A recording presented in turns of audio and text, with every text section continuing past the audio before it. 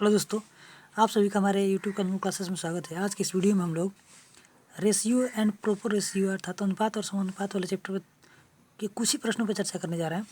तो दोस्तों देखते हैं यहाँ पे हमारे सामने पहला प्रश्न यहाँ दिया हुआ है, ध्यान से पढ़िए।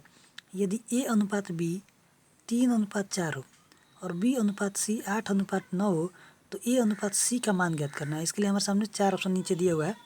तो प्रश्न को सॉल्व करने से पहले यहाँ ध्यान से देखते हैं। यहाँ पे पहले दिया क्या है उसको निकालते हैं। ठीक, देखिए ध्यान से, दिया हुआ है प्रश्न में हमारे सामने कि A अनुपात B बराबर दिया है कितना 3:4।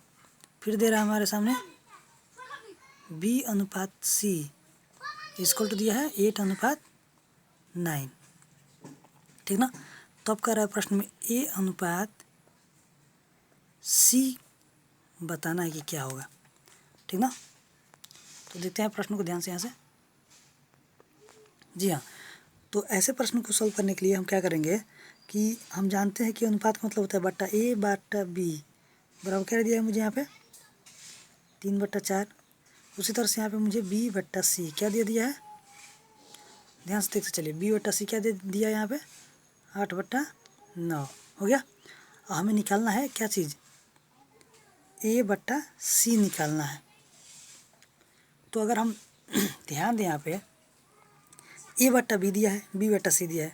अब मैं यहाँ क्या कर दूँ यहाँ पे प्रश्न में कि A बट्टा B गुणा करा दूँ B बट्टा C। तो उसी तरह हम फिर इधर भी कराएंगे, LHS की तरफ करा दिए तो RHS भी कराएंगे। A बट्टा B का मान कितना दिया है तो 3/4 गुणा फिर B बट्टा C, तो B बट्टा C का मान यहाँ कितना दिया है 8/9। तो 4 दूनी का 8 और 3 3 9।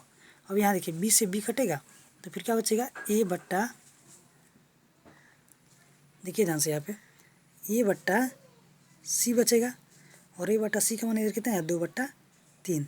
यानी कि अब हम बोल सकते हैं कि A अनुपात C जो होगा वो होगा 2:3 के रूप में। इसलिए ही हमारा क्या होगा आंसर होगा। अब यहाँ पे हम बुक में देखते हैं वो ऑप्शन किस में दिया हुआ है। तो यहाँ ध्यान से देखते हैं हम, तो हमारे सामने दिया हुआ है 2:3 जो कि ऑप्शन डी में है, इसलिए ऑप्शन का डी सही होगा। जी हाँ, तो अब दूसरा प्रश्न देखते हैं। ध्यान से देखिए, दूसरे प्रश्न में दिया हुआ है कि यदि A अनुपात B 5:7 है, B अनुपात C 6:11 है और तो पूछ रहा है A अनुपात B अनुपात C। तो पहले लिखते हैं क्या क्या दिया है। A अनुपात B दे दिया है 5:7 के रूप में। फिर यहाँ पे दिया हमको B अनुपात C दे दिया है कितना 6:11 के रूप में दे दिया है। अब कह रहा है कि A अनुपात, प्रश्न ध्यान से देखिएगा यहाँ पे। अब कह रहा है A अनुपात B अनुपात C बराबर क्या होगा। तो इस प्रश्न के लिए अब हम आपको एक चीज़ बताने जा रहे हैं, एक ट्रिक समझिए यहाँ पे। अगर ऐसा कोई प्रश्न दे A अनुपात B, तो आप इसको पहले लिख लोगे AB, फिर क्या लिखोगे यहाँ पे B और C, और इसको यहाँ पे उल्टा n बनाओगे इस तरह से। यानी कि इस A का इंटू कराओगे इस B में, इस A का इंटू कराओगे इस B में, तो क्या लिखोगे यहाँ पे AB, फिर अनुपात दोगे। अब ये B जो है ना इसके साथ गुणा करेगा, ये इसके साथ, तो क्या करोगे B²। फिर क्या करोगे ये B जो है इस C के साथ करेगा तो क्या करोगे BC। इसी तरह से इसमें जो अंक दिया है उसको लिखते हैं। तो देखिए, तो अंक में क्या दिया था 5 दिया था, 7 दिया था, फिर क्या दिया है 6 दिया है और 11 दिया है। तो इसको आप उल्टा इसे n बनाओगे। ठीक, अब आप इसको सॉल्व कर दीजिए ध्यान से। उल्टा n बना दिया हम। अब क्या करेंगे यहाँ पे, तो 5 छक्का 30, तो लिखोगे 30 अनुपात।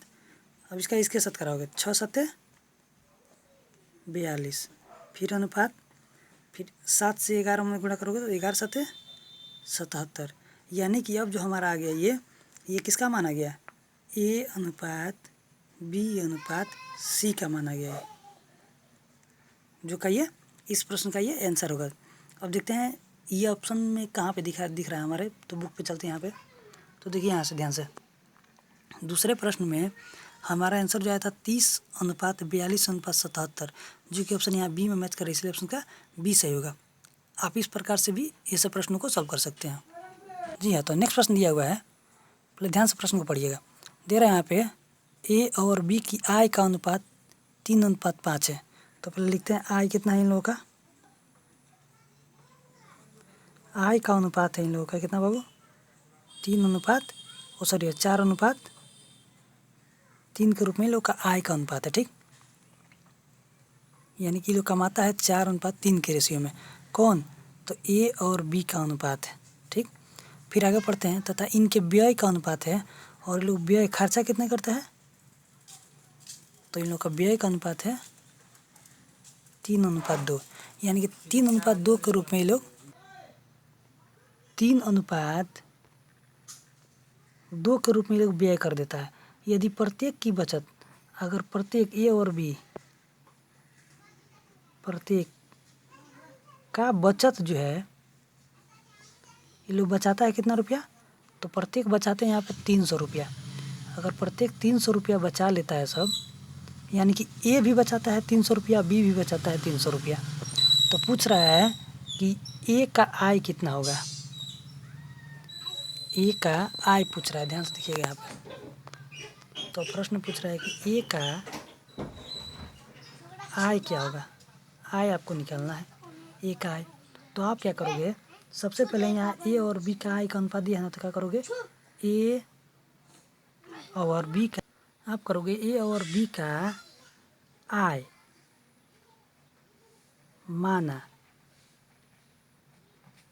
कितना, तो अनुपात यहाँ पे दिया है 4/3, यानी कि ए कमाता है 4x और बी कमाता है 3x।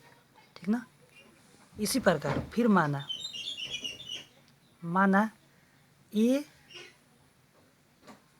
और बी का व्यय। तो अब देखते हैं यहाँ पे ए व्यय करता है 3, तो यानी कि 3x, और बी व्यय करता है कितना 2, यानी कि 2x। अब देखते हैं ए कमाता कितना है 4x और व्यय खर्चा कितना करता है 3x, तो बचत कितना हुआ इसका, तो बचत ए का, देखिए ध्यान से यहाँ पे प्रश्न है, अब ए का बचत, तो ए का बचत कितना होगा, 4x कमा रहा था, इसमें से घटाएंगे कौन सा, जितना ही खर्चा कर देता है, यानी कि 3x खर्चा कर देता है, कमा रहा है 400 रुपया, 300 रुपया खर्चा करिए तो बचे कितना 100 रुपया ना। उसी तरह से 4x कमा रहा है, और उसमें से यहाँ पे यह 3x मतलब खर्चा कर दे रहा है, तो बचा रहा है कितना, अभी इसके बाद बचा रहा है 300 रुपया बचा रहा है। यही ना प्रश्न दिया है कि महीने मतलब प्रत्येक बचत करते हैं 300 का, तो इसका बचत हो गया, तो इसको घटाएंगे तो ए का बचत कितना निकलेगा जी, तो ए का बचत जो होगा ना, वो होगा x इक्वल टू कितना 300 रुपया, यानी कि वो महीने का 300 रुपया बचा लेता है। तो ए का आय निकालते हैं, तो ए का आय, और ए का आय हमने यहाँ पे कितना मान रखा है, माना कि ए का आय कितना है 4x है, तो 4 और x का मान कितना लग रहा है 300, तो इंटू करा देंगे 300, तो कितना हो जाएगा 1200 रुपया, यानी कि ए का आय था 1200 रुपया। आप इसी तरह से बी का भी आय निकाल सकते हो यहाँ पे, तो बी का आय कितना हो जाएगा जी, बी का आय बराबर कितना हो जाएगा, तो बी का आय था यहाँ पे देखो ध्यान से कितना था, बी का आय आपने माना कितना 3x, तो 3 इंटू एक्स का मान 300 आया था, यानी कि बी कमाता है कितना 900 रुपया। तो इस तरह से ये आंसर होगा यहाँ पे। अब आप ऑप्शन में देखिए कहाँ पे ए का आय कितना दिया है, वो प्रश्न पे देखते हैं यहाँ पे। तो प्रश्न में यहाँ पे हमारे सामने दिया हुआ है 1200 रुपया, सी में दे रहा है, यही ए का आय होगा। सो इस प्रकार से आप प्रश्न कर सकते हैं अनुपात और समानुपात वाले प्रश्न को।